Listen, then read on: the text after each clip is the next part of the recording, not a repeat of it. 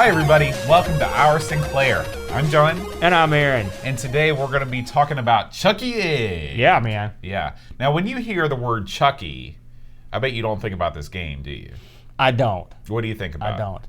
I don't. Well, there's that stupid movie with the doll, the killer doll. Is there another Chuckie beside? I always think that he kind of popularized the word Chuckie. I think there's a rock and roll band. It's called like Chuckie T and something, but I'm not 100%. And also there's a wrestler named Chuckie. There's also, I believe, if you watch did you watch Happy Days? Yeah. I believe Richie Cunningham's phantom brother was called season? Chuck, wasn't he? Yeah. Wasn't he called Chuck? Yeah. How's that for obscure? That's pretty obscure. Yeah. What about you? To me, Chuckie begins and ends with the doll.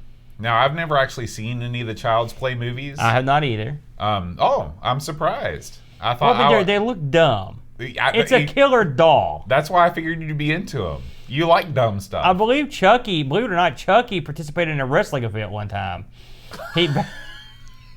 I am not surprised at all. Chuckie badmouthed Rick Steiner over the big screen in the arena. Wow. And another one that come up was RoboCop. He was actually at the event.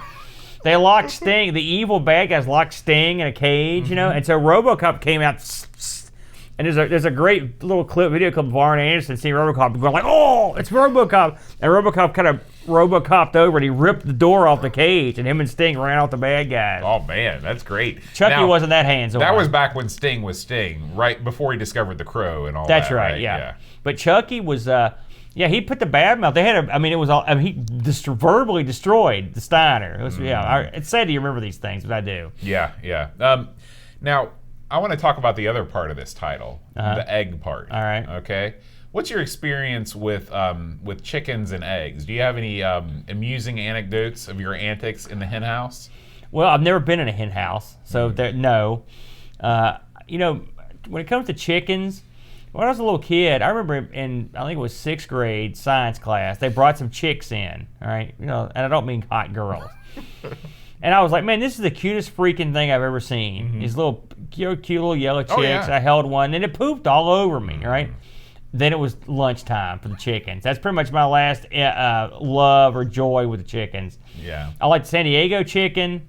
That's pretty much the end of it. I can't think of Have you ever thought about having a little chicken coop in your backyard? I did have one in my backyard. When I lived up on the mountain, my next door neighbor down the hill had a chicken coop.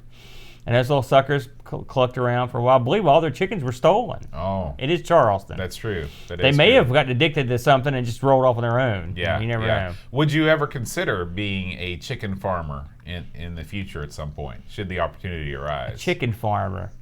I don't think so. And the reason is, because I'm, having just completed the Amigo Aaron weight loss wager. When I say completing, I mean finishing it. I ate a lot of chicken. And so if I was to raise the chickens, I don't see where it'd be much of a profit there for me because I would eat all the chicken. I see. Yeah. I see. Did your wife do any stuff with chickens? Well, her family, she grew up with chickens. Yeah. On the farm. She married one. Yeah, that's true. That's true. Bam. And she says that she would actually she would watch her dad kill the chickens. Oh yeah. And in the countryside, they don't make any bones about it. You grab the thing and give it the old twisteroo. Yeah. It's dinner time. Now how big a sport? Because we're in West Virginia, in case you didn't know. And there'll be an occasional chicken fight over here, cockfight. Yeah. How big is that over in Thailand? That still is a thing. In fact, I believe that cockfighting is still legal in Thailand. Yeah. And I've never been privy to one of those. I personally don't think that I would enjoy that. Well, duh. Yeah, it's not something. You see, you don't like violence. Yeah. And you don't like animal cruelty. So yeah, you're probably out. It's probably not my bag. Do you like half-baked hicks shaking money in the air and going, yeah, get him? Now that part I could probably get into if they just swung the camera around. So you could just wear your hee-haw outfit and just go to work out there. I go past places that raise fighting roosters and chickens all the time. Really? Yeah, my buddy is from way out in the sticks, and he is, let's see that, those pins are all set up, and he points them out, and sure enough, that's what. So there's still people raising them at least in Kentucky and I'm sure around here they are too. It really casts Chuckie Egg in a dark light when we get down to cockfighting. That's true. We should probably just start talking about the game. That's pretty bad. So it's funny, before we get in, usually I say it, but if you heard of this one, you're like, duh, no. But we both, not only we heard of this game, we actually played this on the BBC Micro a while back, right? That's right. So now, had you played this on the Spec? No. This was my first time playing it on the Spectrum. Yeah. So this came out way back, Boatster, in October 11th, the precise date that Chuckie was released, 1984. And this was a 48K game. Now, this one had some interesting gimmicks, and one of the gimmicks is you can play 4 players on this thing. I read a little interview with the author of this game, and he said he thought it would be neat to have be able to have a bunch of players. This is not 4 players simultaneous action. No. Okay. that would be madness. The fellow that came out with this bad boy was a guy named Nigel Alderton. Now, let me tell you an interesting fact about him. Yeah, go ahead. And not so much about him, but folk of his like. Folk of his like, okay. Do you realize that there was no one born in the UK last year with the name Nigel? That's hard to... Nobody? And people, Nigels all over the UK gathered in a pub. There were like 400 and some to mourn the passing of the name Nigel. It's funny because I thought that was one of the most popular names. You would think that too, but what I also learned was that Nigel is also a derogatory slang term to mean someone who's a little bit awkward and foolish. Where'd you hear that? The Tony Kornheiser show. Oh boy, that guy said it. Yeah, well, it was, I heard it today. He probably fights chickens too. That's true. He's not too That's bright. true. I thought Nigel was like the British John. Like Nigel Tufnell. Yeah, Nigel McGuinness, Nigel Planner, there's plenty of them. Who knows? Anywho, this Nigel Alderton, he did not that many games, Bo, but he did some. So get this. He worked on Commando. Now, Emmeline Hughes, International Soccer, Elman. What are you speaking English still? No, I was Elman Hughes, International Soccer. I don't want to get all the International Soccer fans on me. Ghosts and Goblins, Kong Strikes Back. Oh. That sounds like a good one. Rocket Raider, and of course my favorite, Street Hawk. But he worked on the Street Hawk, and they call it the Subscribers Edition. Apparently this came out with like a magazine or something, and it was so hideous, so horrible, that they went back and reprogrammed it before they released it to the general public. Wow. That's the story I read. Now, the guys that put this out was A&F Software. I'm looking over the list of stuff that they did, and I don't think we've looked at anything at all. They did do Chuckie Egg 2. Okay. And they did Frogger as well. So they did a lot of stuff, but I don't think anything we actually looked at before. This came out at an astounding £6, 90p price tag. That's your general going rate for a new non-budget release. Now get this, Boat. You talk about a game that got around. All right, we mentioned that we played this on the Beeb, the BBC Micro. Aside from the Spectrum release, this got released on the Dragon, which that means we're going to give that a shot over there to complete the trifecta. The Acorn Electron, the C64 MSX, the Amstrad, all the Atari 8-bits got a shot, Amiga, Atari ST, the PC, Android, J2ME, and in my personal favorite, the Einstein. Yeah, the Tatoon Einstein. The Tatoon. Sounds like Arnold Schwarzenegger named that thing. Let's name it the Tatoon Einstein. So, what is this game? Before we go any further. Oh, please. Pixels at Dawn has informed us in the chat that a Chuckie Egg in England is a boiled egg. So that's where this name comes from. So it has a name. See, we had no idea. No. We just call it a boiled egg. There you go. Over here, I call it yuck. Yeah. I don't eat those. Boiled egg's not popular with the folk in West Virginia. No, we don't. We scramble those suckers, among other things, or sunny side them. So you play, get this, Hen House Harry. I don't think we ever mentioned that before.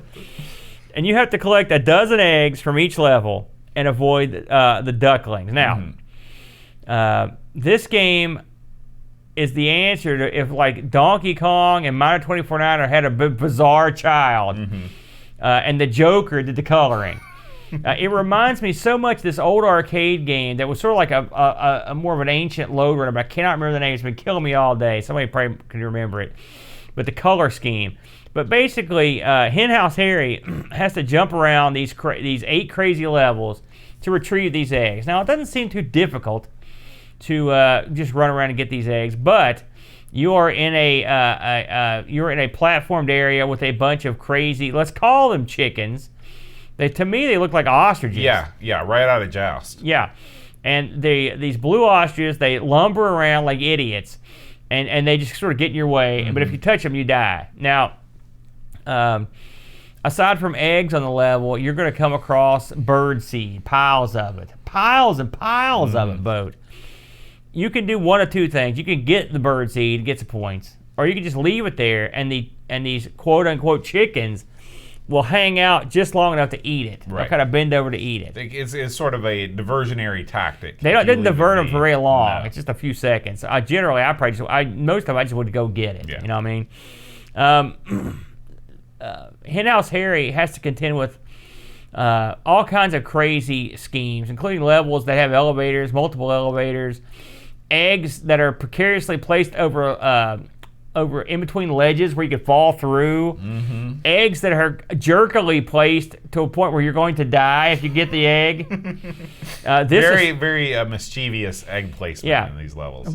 So just starting out, but what did you think of this in comparison with the B version, and what did you think of the overall concept and the gameplay in this thing? I think that I took a look at a couple of the different platforms, and one thing that I noticed is that the Beeb version, the Spectrum version, and I believe the Amstrad version all share the same sort of engine. Your sprite is about the same size, the physics work about the same way, and everything looks pretty similar.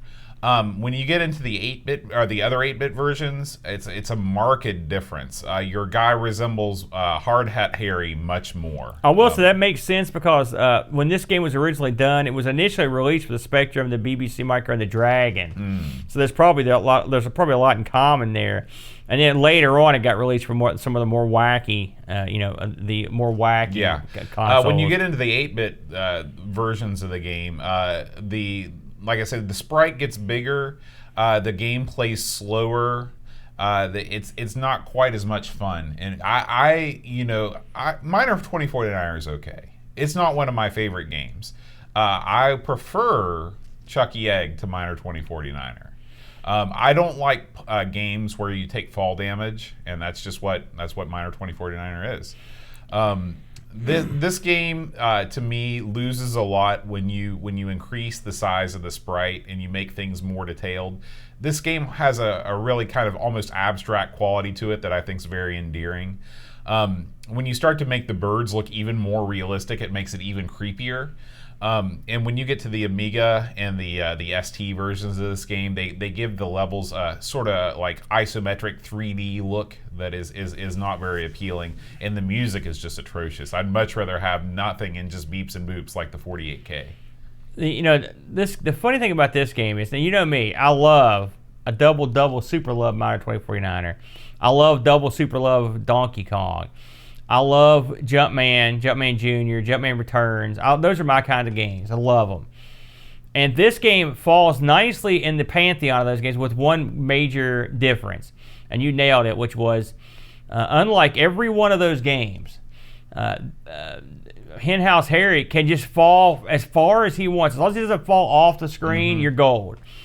And that separates this game from the others in a big way. It doesn't sound like a huge deal, but it's a major deal.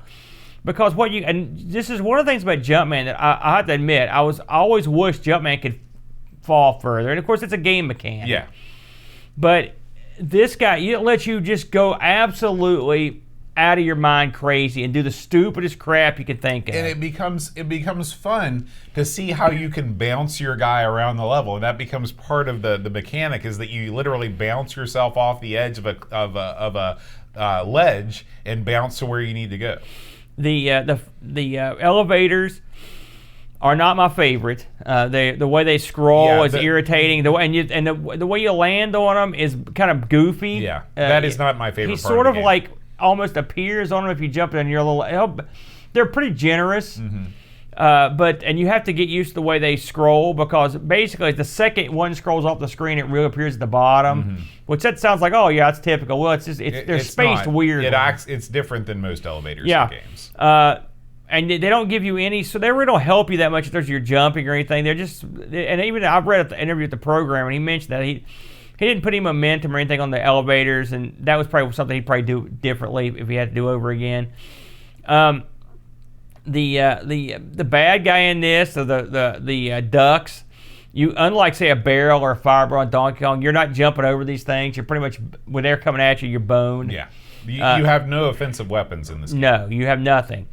The eggs are cunningly placed. Now there are only 8 maps on this. Have you went through the full game once? No, not even close. I think the furthest I got, I know I got to the 6th level a bunch of times, and I think I got to the 7th level. Then I watched it, and I thought, hey, I'm doing pretty good. Then I watched a YouTube video where a guy got like 100 and some levels. I should have put in the poke that gave me infinite lives. Well, but I never put those in. But once you get further into the game, and most of the game there's a large chicken in a bird cage. And eventually, that sucker comes out. He wants him some, and he'll just randomly fly around. He flies towards you. It's basically like the condor stage in Joust.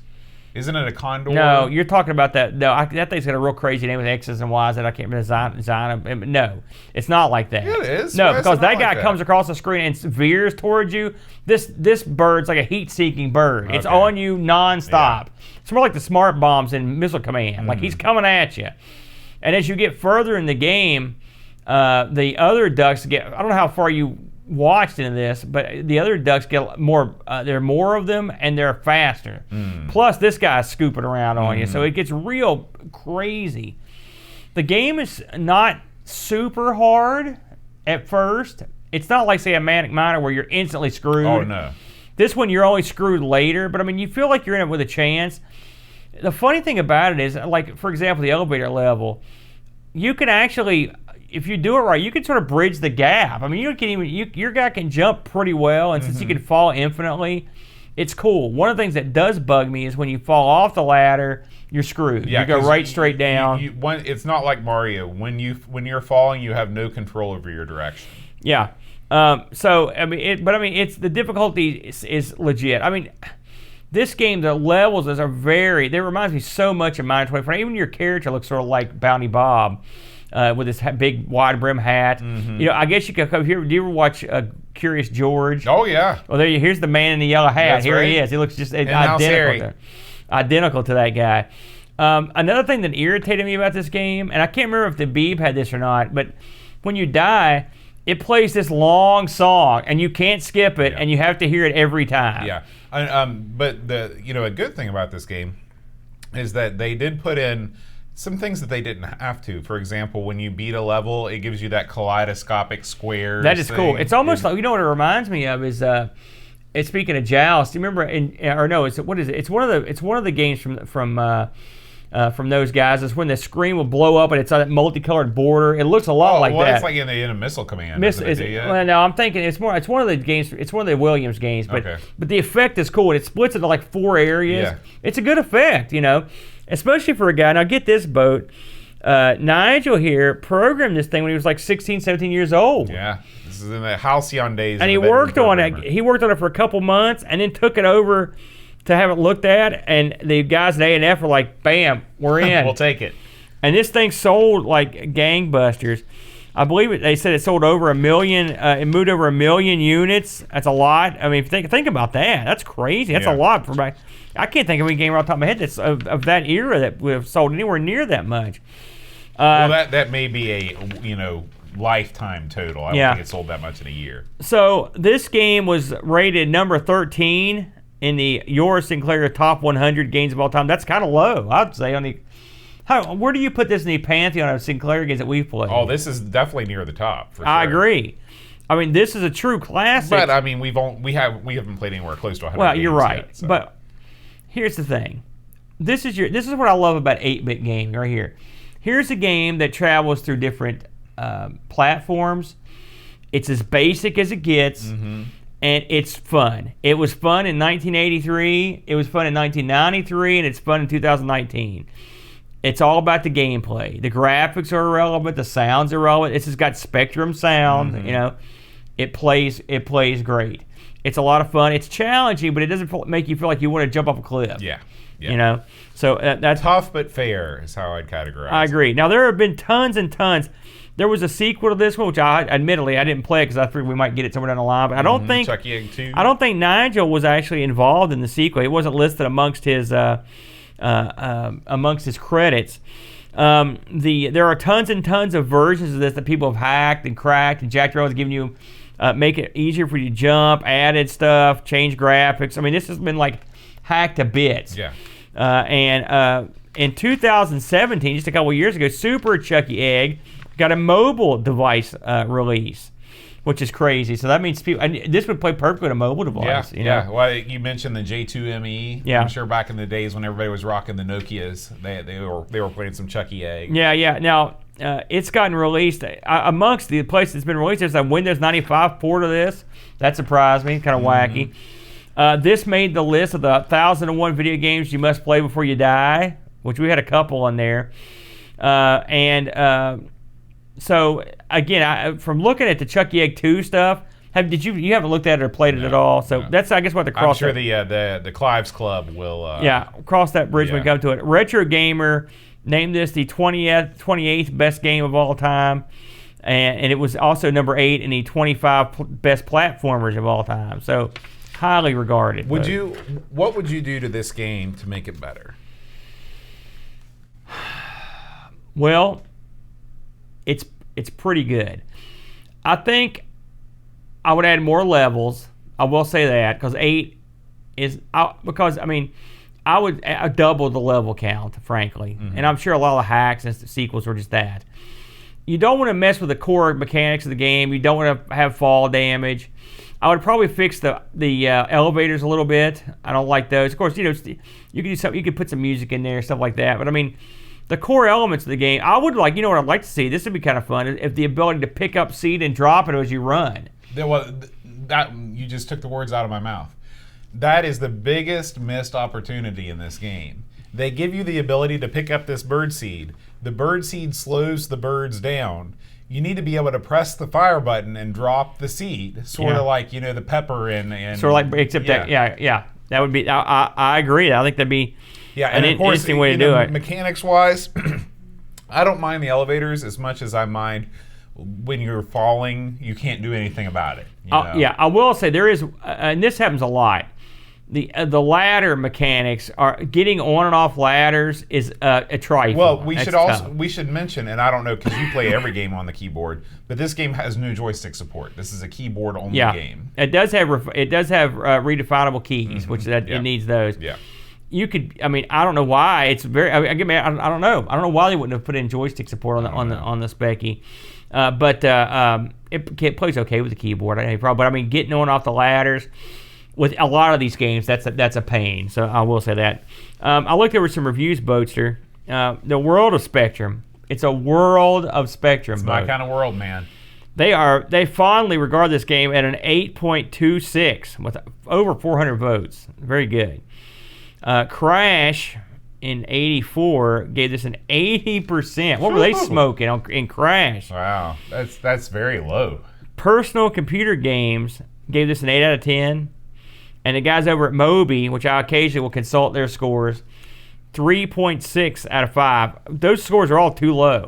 Yeah. This is like easy 4.5 out of 5 bare minimum. Yeah. Because this is another one of these games. If you just look at it and be like, oh, look at this, it's simple. You got to play it, and you can't just look at the graphics. But you got some user stuff. Yeah. Spence QLZX over on Discord, and as always, all of these reviews come from our Discord.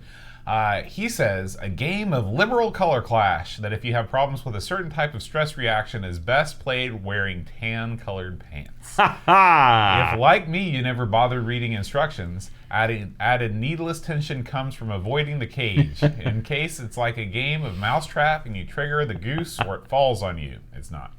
Eventually, I got used to figuring out where the enemies were in the pixel mass of cyan and yellow and had to drag myself away from the keyboard to go make some scrambled eggs this morning. Tremendous fun when you get boxed in and your kids are shouting unhelpful tips at you. 9 out of 10. Roushi says, Addictive single-screen platformer with the kind of unforgiving jumping that puts it in the same field as Ghosts and Goblins. As fun as it was frustrating. I tried the Amstrad version to see how the physics compared, but it only made me appreciate everything about the Specky version all the more. 6.8. That's as far as he can make it without cheating. Chris Fold says, perhaps the single greatest single-screen platformer of the 8-bit era. Requires precise jumping and timing, but you never feel that death is cheap. Nothing prepares you for when the bird gets free. Managed to get to level 41 this time around. Wow. The only thing that prevents a higher score is that the BBC version is better. 8.5 out of 10. They're very comparable, though. Yeah. Graham Vebke says, I love this game, and now I strongly feel the ZX Spectrum version is better than the C64 version I'm most familiar with. I agree, Graham. Chuckie Egg is better than the legendary Manic Miner and Miner 2049er, and for me, it sits on the same pedestal as Donkey Kong and Lode Runner. This game is 8-bit gameplay and platforming royalty. 9 out of 10. That's a lot of heavy speech right there. It is. And finally, Retro Enzo says, I must be on the same wavelength as Graham Vebke because his comments about Donkey Kong and Lode Runner were exactly what came to mind as I was playing Chuckie Egg again today. This was a game I kept going back to as a kid. The difficulty level is quite forgiving and you can get through the first few levels with usually no problems. And although I started to struggle about from the 4th level onwards, I still managed to get to level 6 with some perseverance. Given more time, I'm sure I could get further, and I'm determined to do so and eventually see the bird flying free. The deaths never felt cheap and were definitely my fault. I tried a few other versions of the game and briefly played the CPC, BBC, and Commodore 64 versions. He says, I think the BBC version was definitely the best, but the Specky's up there. A game that still looks good and plays well today. Color Clash be damned. 8 out of 10. You know, the Color Clash, I didn't even think twice about. No. I mean, not even at all. I don't know if I've just become immune I think to it. I mean, it's the ladders and stuff. It's not a big deal. It's because the more detailed the graphics get, the more you notice. Yeah, you're right about being abstract, keeping them simple. That was the way to go in a game like this. And a lot of times you hear the old adage, "Keep it simple, stupid." Mm-hmm. This game makes that point perfectly. They didn't go crazy. Right. It's a crazy game where you jump around, avoid bad guys, simple, and collect stuff. That's all you need. And when you add other elements like fall damage or crazy elevator stuff, sometimes you get not something nice, but often you just clog stuff up. Yeah. So, guys, it's been a while since we have plugged our Patreon page here for Our Sinclair. So I thought we'd do that just in case you are a new listener and you'd like to see what some of the benefits are for supporting the show. If you go to our page at patreon.com/Our Sinclair, you can see that if you support the show with as little as $1 a month, you get access to our Amigos Retro Gaming Discord server where we talk about retro gaming and all kinds of stuff nonstop. Vacations, food, introductions, everything. It's a zillion tons. Hardware help. Yeah, there's people from all over the world on there. They're all super, super nice. You'll never meet a better group of guys. If you are sick of the nonsense on Facebook groups and you want to just get together with a bunch of really great people, join up with the Discord. International too. Yeah. If you support us with $4 a month, we will read your name on the air at the end of every episode, announce it with fervor, and you also get a limited edition Our Sinclair supporter magnet for 2019. And so it would be. It's got a little. Even I don't got one of those. Yeah, it's a little. Nobody's got them yet. This is a picture of Dizzy on there, and we get those. Those will be delivered every December, just as a little Christmas present. In addition to that, if you become a member of Clive's Club at $10 a month, you actually get to pick the games that we play every week. We've got our Clive's Club right now is picking some winners. So if you want to join up, if you got some favorite games that you would like us to play, feel free to join up with Clive's Club. We'd love to have you on there. And of course, you get all of the previous benefits to the Discord server and the supporter magnet and the Clive's Club magnet, which looks super, super awesome. And finally, if you are a serious Spectrum superstar, $25 a month, me and Aaron will select as part of our Christmas gift to you prized possessions from our gaming collection and send them to you in a wonderful gift-wrapped box come Christmas time. We gotta send him a finger. Yeah. We'll send you our Absolutely. baby toe. Yeah. So it's patreon.com/Our Sinclair if you enjoy the show and you'd like to support us and keep us going, because we love to do it. I love to do it. All right, Aaron. Next week, I have not actually looked at what game we're playing next week. Oh, the Clouds Club. They're gonna come down you with Yeah. with the ball peen hammer boat. Give me just a second to look that up. That is from last go round. And here we go. You should be like Brent whenever he has something like this. He has internal music that kicks off. I'm like, come on, man. That's your thinking music.